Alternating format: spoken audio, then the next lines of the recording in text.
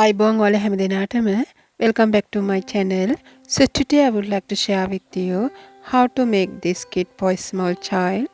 ඉතින් රැඳිලා ඉන්න වීඩියෝ එක අවසන් වෙනතුරු ඔයාලට පුළුවන් මේ ලස්සන සූට් එක ඔයාලගේ පුංචි දිනියට ඔයාලගේ අතින්ම මහලා හැඩ බලන්න. ඉතින් අපි බලමු කොහොමද මේක නිර්මාණය කරගන්නේ කියලා. ඉතින් මම කපන හැටි තමයි කියලා දෙන්නේ. ඔයාලට පුළුවන් මේක ඉතාලම අඩු කාලෙකින් පහසුවෙන්ම මහගන්න. ඉතින් ඔයාලට මම මෙතන පාවිච්චි කරන්නේ අවුරුදු 2ක දරුවෙකුට මිමි. ඉතින් ඔයාලට පුළුවන් ඔයාලගේ පුංචි දියණියගේ මිමි මේ වෙනුවට පාවිච්චි කරලා මේ ලස්සන සූට් එක හදාගන්න. ඉතින් මම උරහි සඳහා පාවිච්චි කරනවා අඟල් 10ක්. පපුව සඳහා අඟල් 22යි. ඒකට බුරුලට අඟල් 2ක් එකතු කරලා හතරට බෙදා ගන්නවා. උරහි ස්ලොප් එක සඳහා ඔයාලට අඟල් 4න් 3 සිට අඟලක් ගන්න පුළුවන්. ඊට පස්සේ මෙතන මූලික අත්කර දක්වා උසට ඔයාලට අඟල් 5ක් හෝ 5මාරක් ලබා ගන්න පුළුවන්. ඉතින් මේ විදිහට මම රේඛා ටික ඇඳ ගන්නවා. කරපල්ලට අඟල් 1මාරකුත් මම මේ කතා කරන්නේ මූලික කරපළල. මූලික කර ගැඹුරට අඟල් 2කුත් මම ගන්නවා.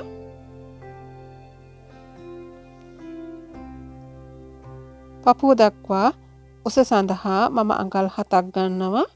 ඒ වගේම මෙතන මේ බ්ලවුස් එකේ උස සඳහා අඟල් 11ක් ගන්නවා. දැන් මම මෙතන ලකුණු කරන්නේ මගේ පුංචි දියණියට අවශ්‍ය කරන කරපළල.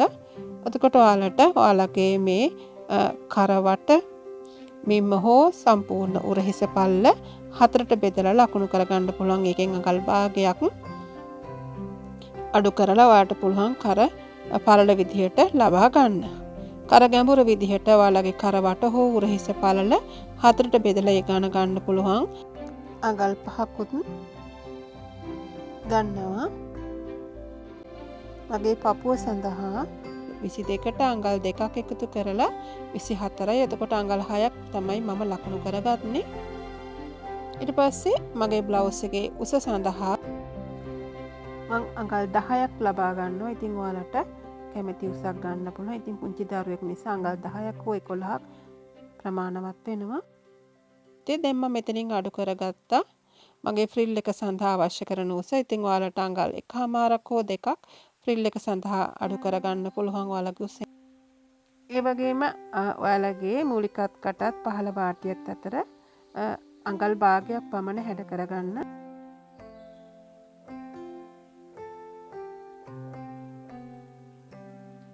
ඊට පස්සේ ඔයාලට අවශ්‍ය වෙනවා ඉදිරිපස් හරස් මිනුම රේඛාව මතින් අඟල් 1මාරක් මේ විදිහට ලකුණු කරගන්න.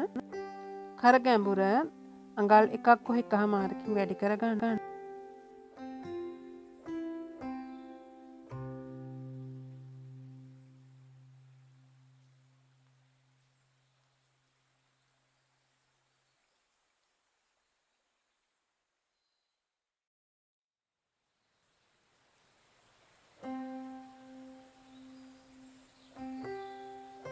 නැම්මට තමයි කපා ගන්න. එතකොට රැලි ඔයාලා හදා ගන්නකොට කෙලින් පටියක මේක හදා ගන්න පුළුවන්. රෆල් අවශ්‍ය වෙන්නේ නැහැ.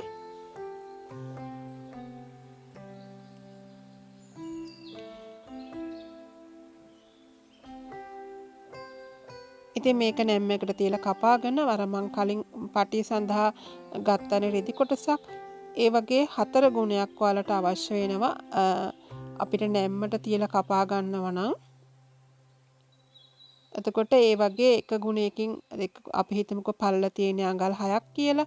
එතකොට වටේ මෙන්නේ 24නේ. එතකොට ඒ 24ට තව 24ක් එකතු කරලා අඟල් 48ක දිග පටියක් කපලා මේ බ්ලවුස් එකට වැඩිපුර රැලි දාලා අල්ලන්නත් පුළුවන්. එහෙමත් නැත්නම් 24ට තව අඟල් 10ක් හෝ 15ක් දාලා අඩු රැලි ප්‍රමාණයක් වෙන්න ඔයාලට හදා ගන්න පුළුවන්. ඉතින් ඔයාලගේ කැමැත්ත පරිදි රැලි අඩු වැඩි කරගන්න පුළුවන්.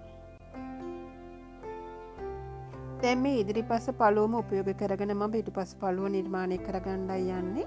ඉතින් ඔයාලා හරිම ලේසි මේ විදිහට පතුරම අරගෙන ග්‍රේන් ලයින් එකට තියාගෙන ඔයාලා පිටුපස කොටස නිර්මාණය කරනකොට ඔයාලා ඉදිරිපසට ගත්තට වඩා අඟල් භාගයක් වැඩිපුර මේ විදිහට පන්නන්න. පන්නලා අත් කොටස මේ විදිහට ඇඳ ගන්න.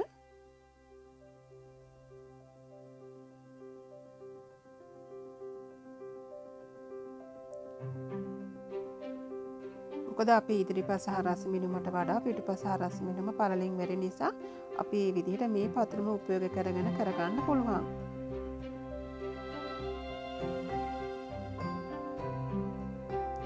ඊට පස්සේ ඔයාලා මේ පටිය උස අරගෙන ඒ වගේ දෙගුණයක් තමයි ඔයාලට මේ දාගන්න වෙන. එතකොට ඔයාලා දැනගන්න ඕනේ මේ පටියට ඒ දිගම දාගන්න යන්න එපා.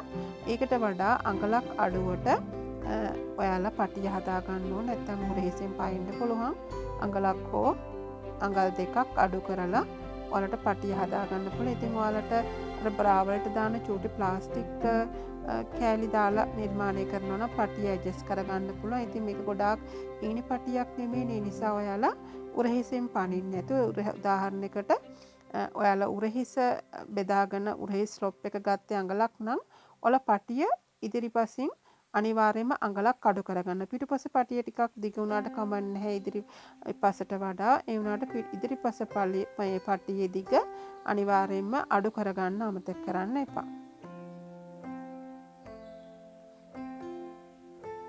දැන් අපි නිර්මාණය කරගන්න යන්නේ මේ පුංචි දීනෙට කලිසමක්. ඉතින් හරිම ලේසි. මෙතනදී ඔයාලා කරුවේ උස ශරීරය මැනලා ගන්නත් පුළුවන්. එහෙමත් නැත්නම් ඔයාලගේ උකුල වට තුනට බෙදලා පාවිච්චි කරන්න පුළුවන්. ඉතින් මගේ උකුල වට මං ගන්න මෙතන අඟල් 24යි. ඊට පස්සේ මම මේ 24ට අඟල් දෙකක් එකතු කරගන්නවා බුරුලක් විදිහට. එතකොට මට එනවා 26. මේ 26 මං හතරට බෙදා ගන්නවා. හතරට බෙදා ගත්තාම මට එනවා අඟල් 6මාරක්. ඉතින් මේ 6මාරට මම නැවත අඟලක් බුරුලක් දෙනවා. එතකොට 7මාරක් මම ලකුණු කරගන්නවා මගේ කරුවේ උස සඳහා. ඔයාලට පුළුවන් ඔයාලගේ උකුල වට එතකොට තුනට බෙදාගෙන මේක ලකුණු කරගන්න. තුනට බෙදා ගන්න ඕන බුරුලක් එකතු කරගන්න අවශ්‍ය වෙන්නේ. ඊට පස්සේ මම මේ මගේ ඉන රේඛා මතත් මම ලකුණු කරගන්නේ මගේ උකුල වට එකතු කිරීම බුරුල අඟල් 2. ඊට පස්සේ හතරට බෙදාගෙන ලැබෙන අඟල් 6මාර තමයි මගේ මේ ඉන රේඛා මත මම ලකුණු කරගන්නේ. එතකොට කරුවේ උසට ගත්තේ මං 7මාරයි. උකුලටත් ඉනටත් මම ගත්තේ අඟල් 6මාරයි.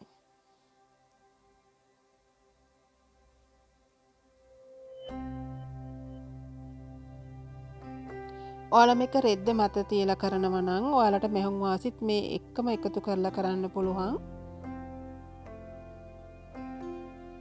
ඊට පස්සේ අපිට අවශ්‍ය වෙනවා අපේ කරුව හැඩය ලකුණු කරගන්න. මෙතනදී ඔයාලට පුළුවන් ඔයාලගේ උකුල වට බෙදීම 4 ලැබුණු සංඛ්‍යාව තියෙනවනේ මට ආවේ අඟල් 6මාරනේ. ඒක නැවතත් 4ට බෙදා ගන්නවා.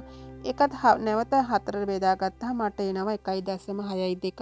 ඉතින් ඒක රවුම් ගානක් විදිහට ඔයාලට පුළුවන් අඟල් 1මාරක් ලකුණු කරගන්න මේ කරුවේ හැඩට. ඉතින් මම මේ විදිහට ඉදිරිපස සඳහා අඟල් 1මාරක් ලකුණු කරගන්නවා. ඉතින් මේ ෆ්‍රන්ට් ප්‍රයිස් දුර මම මේ විදිහට අඟල් 1මාරක් හැඩ කරගන්නවා. මෙතනින් ඔයාලට ඉදිරිපසින් අඟල් භාගයක් ලකුණු කරගන්න පුළුවන්. ඉතින් පුංචි දරුවෙක් නිසා අත්‍යවශ්‍යම නැහැ ලකුණු කරගත්තොත් ලස්සනයි. ඉතින් මම අඟල් භාගයක් ඉදිරිපසින් මේ විදිහට ගැඹුරු කරලා තියෙනවා. ඊට පස්සේ නැවතත් ඔයාලට අඟල් කාලක් ඉන රේඛාවෙන් මේ විදිහට ඇතුළට ලකුණු කරලා ඔයාලට පුළුවන් මේ කරුව හැඩ කරලා ඇඳ ගන්න. දැන් ඔයාලට පුළුවන් කලිසමේ උස ලකුණු කරන්න. ඉතින් ඔයාලට අඟල් 10ක් පමණ දිගට අරගෙන මේ විදිහට රේඛාවක් ඇඳ ගන්න. ඉතින් ඔයාලට 9ක් 10ක් කැමති දුරක් ගන්න පුළුවන් කලිසමේ උස සඳහා. ඊට පස්සේ මේ අංශයේ ඉඳලා නැවත අඟල් 2ක් මම හැඩ කරලා මේ විදිහට ඇඳ ගන්නවා. ඉතින් මේ තමයි අපි නිර්මාණය කරගත්ත අපේ ඉදිරිපස. ඉතින් ඔයාලට ඔයාලගේ මිමි පාවිච්චි කරලා මේක කරගන්න පුළුවන්. ඉතින් ලොකු කුඩා ඕනම කෙනෙකුට මේ ක්‍රමයටම හදා ගන්න පුළුවන්. ඉතින් ටිකක් වැඩිහිටි අයට කරනකොට පොඩ්ඩක් වෙනස් වෙනවා. ඉතින් මගේ channel එකේ මම දාලා තියෙනවා ඔයාලට බලා ගන්න පුළුවන්. පිරිමි අයට shorts මහන විදිය, ගෑනු අයට shorts මහන විදිය මම දාලා තියෙනවා. ඉතින් ඔයාලට මේ වීඩියෝස් උත් බලලා ඔයාලගේ දැනුම වැඩි දියුණු කරගන්න පුළුවන්. ඊට පස්සේ පිටුපස්ස සඳහා මම නැවත අඟලක් මේ විදිහට ඉදිරියෙන් ලකුණු කරලා මගේ පිටුපස්ස කොටස නිර්මාණය කරගන්නවා. ඊට පස්සේ මේ ඉහළට අඟල් භාගයක් හෝ අඟලක් නැවත මම ලකුණු කරගන්නවා. ඉතින් ඔයාලට මේ විදිහට හැඩ කරගන්න පුළුවන්.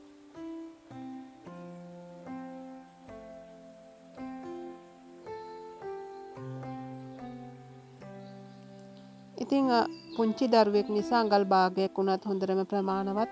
මම පිටුපස්ස සඳහා ඉහළින් ඉස්සුවේ අඟල් භාගයක්.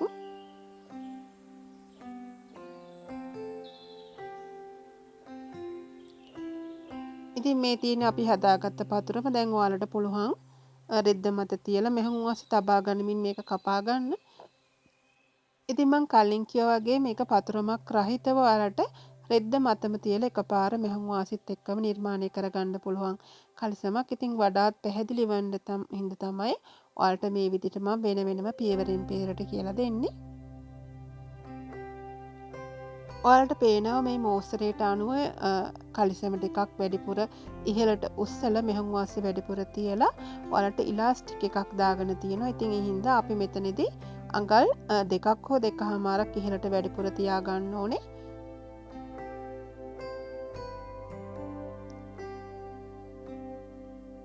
ඉතින් මෙහුම් වාසිත් මම මේ විදිහට අංශයෙන් අඟල් භාගයක් තියා ගන්නවා.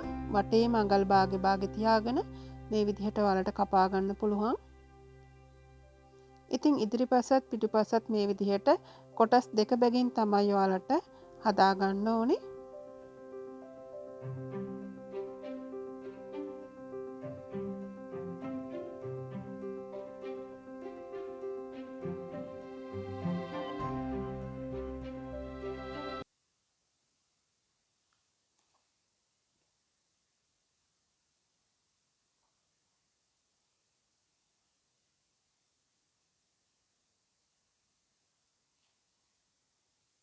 ඉතින් මේ අපි හදාගත්ත බ්ලවුස් එකටත් ඒ විදිහටම මෙහුම් වාසි තබමින් නැම්මකට කොටස් දෙකක් කපාගෙන පටි දාලා ඒ වගේම පහළට ප්‍රිල් එක දාලා අපිට ලස්සනට මේක පහසුවෙන් නිර්මාණය කරගන්න පුළුවන්.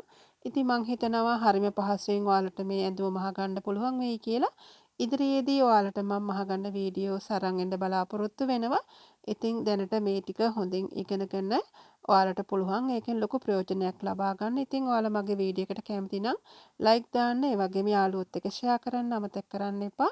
ඔයාලා මගේ ඔන්ලයින් ක්ලාසස් වලට සම්බන්ධ වෙන්න කැමති නම් ඔයාලට පුළුවන් ලයිව් ඇවිල්ලා හෝ වීඩියෝස් රැගෙන ඔයාලගේ දැනුම වැඩි දියුණු කරගන්න.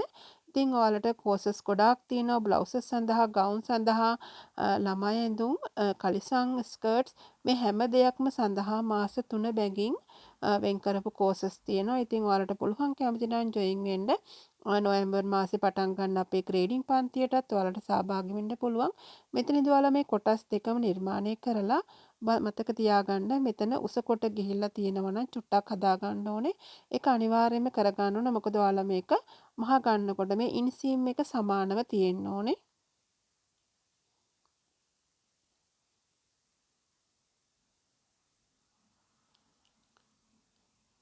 ඉතින් මේ විදිහට ඔයාලා ඉදිරිපස පිටුපස දෙකම එකට එකතු කරලා ඊට පස්සේ ඉලාස්ටික් එකක් දාලා ලස්සනට මේ පටියක් ඉනට ගැට ගහන්න හදා ගන්න පුළුවන්. ඉතින් හමු වෙමු ඔයාලා හැමදෙනාටම නැවතත් ප්‍රයෝජනවත් වීඩියෝකින්. Thank you so much for watching my video. Take care. Bye bye.